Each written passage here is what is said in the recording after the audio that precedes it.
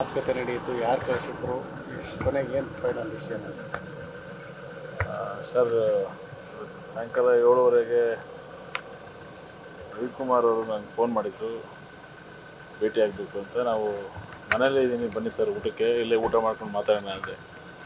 ಯಾವಾಗ ಬಂದರೂ ದುರ್ಗಕ್ಕೆ ನಮ್ಮ ಮನೆಗೆ ಬಂದು ಹೋಗೋ ಅಭ್ಯಾಸ ಇದೆ ಅವ್ರಿಗೆ.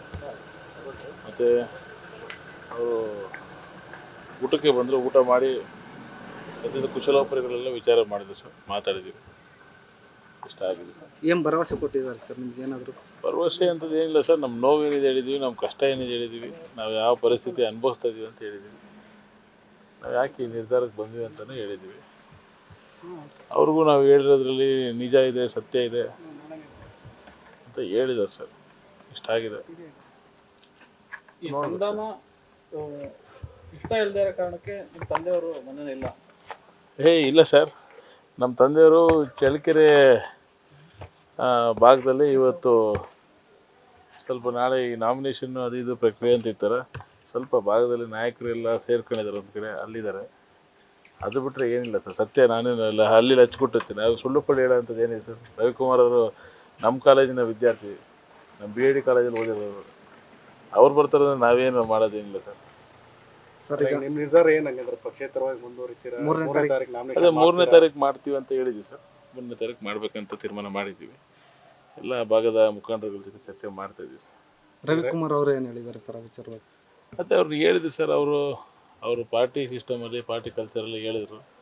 ಬಟ್ ನಾವು ಕೇಳಿದ್ವಿ ಸರ್, ನೀವು ಸ್ಥಳೀಯವಾಗಿ ಇಷ್ಟು ಜನ ಇಟ್ಕೊಂಡ್ಬಿಟ್ಟು ನೀವು 550 ಕಿಲೋಮೀಟ್ರ್ ದೂರದಿಂದ ಕರ್ಕೊಂಬರೋ ಅವಶ್ಯಕತೆ ಇದ್ದಿಲ್ಲ ಅಂತ ಹೇಳಿದ್ವಿ ಸರ್.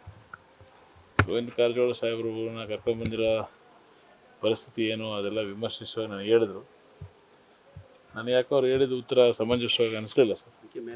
ಹಾಗಾಗಿ ಇಲ್ಲ ಸರ್, ನಾವು ಈ ತೀರ್ಮಾನ ಮಾಡಿದ್ವಿ ಅಂತ ಹೇಳಿದ್ವಿ ಸರ್. ಈಗ ಯಾರಾದರೂ ವರಿಷ್ಠರ ಜೊತೆಗೆ ಫೋನ್ ಮೂಲಕ ಸಂಪರ್ಕ ಮಾಡಿ ಮಾತಾಡ್ಸಿದ್ರಾ? ಇಲ್ಲ ಸರ್, ಯಾರೂ ಮಾಡಿಲ್ಲ. ಯಡಿಯೂರಪ್ಪ ಅವ್ರ ಜೊತೆಗೆ? ಇಲ್ಲ ಸರ್, ಯಡಿಯೂರಪ್ಪ ಸಾಹೇಬ್ರು ಯಾರೂ ಮಾಡಿಲ್ಲ ಸರ್. ಮುಂದೆ ಯಡಿಯೂರಪ್ಪ ಅವ್ರನ್ನು ಕೂಡ ಮನೆಗೆ ಕರ್ಕೊಂಬರುವಂಥ ಸಾಧ್ಯತೆಗಳಿರುತ್ತೆ. ಬರಲಿ ಬಿಡಿ ಸರ್, ನಮ್ಮ ತಂದೆ ಸಮಾನರು. ಅವ್ರ ಕಾಲಲ್ಲಿ ತೋರಿಸಿರೋದು ನಾವು ಕೈಯಲ್ಲಿ ತಲೆ ಮೇಲೆ ಹೊತ್ಕೊಂಡು ಮಾಡಿದ್ವಿ ಸರ್.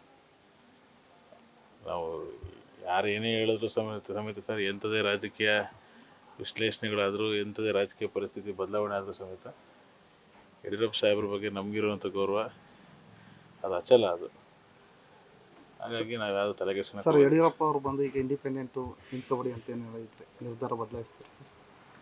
ಅದು ಹೆಂಗೆ ಸರ್, ಮಾಧ್ಯಮ ಮುಂದೆ ಹೇಳೋಕ್ಕಾಗುತ್ತೆ? ನಮ್ಮವು ಸ್ವಲ್ಪ ಕಷ್ಟ ಇರ್ತಾವೆ ಸರ್, ನಾವು ಹೇಳ್ಕೋಬೇಕಲ್ಲ. ಇವಾಗ ನಾವು ತಂದೆ ಮೇಲೆ, ನಮ್ಮ ತಂದೆಯಿಂದ ಅನ್ಯಾಯ ಆಗಿದೆ ಅಂತ ನಾವು ಹೇಳಿದ್ದೀವಿ ಸರ್. ನನ್ನ ತಂದೆ ಅಂತ ಒತ್ತಿ ಹೇಳ್ತಿದ್ದೀನಿ ಸರ್. ನಮ್ಮ ತಂದೆಯಿಂದ ಅನ್ಯಾಯ ಆಗಿದೆ ಅಂತ ಮಗ ಹೇಳಿದ್ದಾರೆ ಸರ್. ಮಗನ ಕಷ್ಟ ಏನಂತ ತಂದೆ ಕೇಳಿದ್ರೆ ನಾವು ಹೇಳ್ತೀವಿ, ಏನೇನು ನಮ್ಮ ಪರಿಸ್ಥಿತಿ ಹಿಂಗಿದೆ ಅಪ್ಪಾಜಿ ಅಂತ ಹೇಳ್ತೀವಿ. ತಂದೆ ಆದವರು ಎಲ್ಲರಿಗೂ ಮಕ್ಕಳೆಲ್ಲ ಒಂದೇ ಸರ್, ಎಲ್ಲರಿಗೂ ನ್ಯಾಯ ಕೊಟ್ಟೇ ಕೊಡ್ತಾರೆ ಅಂತ ನಾನು ನಂಬಿಕೆ ಇಟ್ಟಿದ್ದೀನಿ. ಆಗ್ಬೋದು ಸರ್.